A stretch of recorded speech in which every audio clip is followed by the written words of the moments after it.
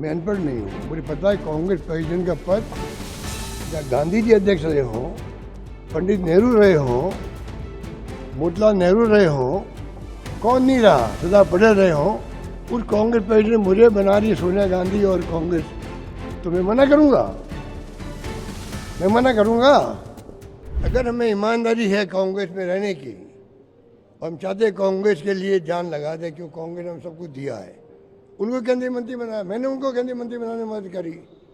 उन्होंने अपनी जबान कभी नहीं कहा, इस बात की मुझे शिकायत भी है। उनको मालूम है कि मैंने उनकी मदद करी। उनका फ़ोन आया तो मैंने कहा मैंने आपके लिए बात कर ली है, आप मंत्री बन जाओगे। उन्होंने ये बात जवान नहीं कही, दुख तो होता हम लोगों को भी।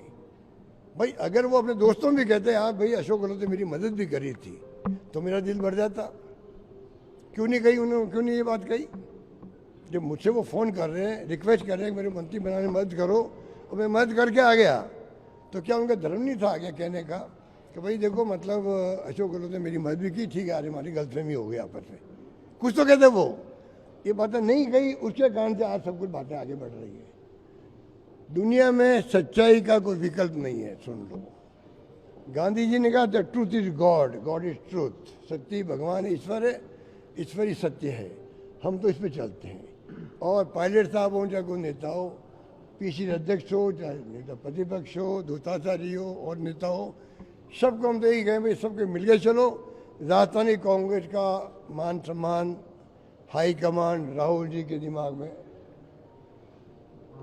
ऐसा है जो विश्वास नहीं कर सकता। बार बार वो कह भी चुके हैं। मुझे 3 बार बिना मांगे हुए सोनिया गांधी ने मुझे मुख्यमंत्री पद दिया 98 के अंदर। सेकंड टाइम मुख्यमंत्री बनाया मुझे सोनिया जी ने। थर्ड टाइम तो मैं 21 पे आया था। 2013 में मैं 21 पे आया था। तभी तीसरी बार राहुल गांधी जी ने, सोनिया जी ने, प्रियंका जी मिलकर मुख्यमंत्री बनाया।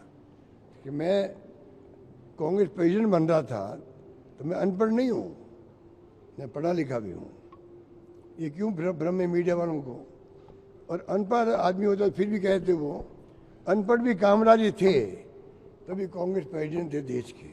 मैं अनपढ़ नहीं हूँ, मुझे पता है कांग्रेस प्रेसिडेंट का पद या गांधी जी अध्यक्ष रहे हों, पंडित नेहरू रहे हों, मोतीलाल नेहरू रहे हों, कौन नहीं रहा, सरदार पटेल रहे हों, उस कांग्रेस प्रेसिडेंट मुझे बना रही सोनिया गांधी और कांग्रेस, तो मैं मना करूँगा।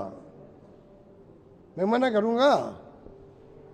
वो तो इसलिए ऐसी बना दी, वो भी एक कॉन्स्पिरेसी थी मेरे ख्याल से। मुझे लगता है वो एक बड़ी कॉन्स्पिरेसी हुई। अचानक ये ऑब्जर्वर आ गए, अचानक ये तमाशा हो गया और बदनामियाँ हो गया। हिंदुस्तान में लोग समझते हैं अशोक गहलोत जो है उसको मुख्यमंत्री रहना था, कांग्रेस अध्यक्ष नहीं बनना था, इसलिए रिवोल्ट हुआ।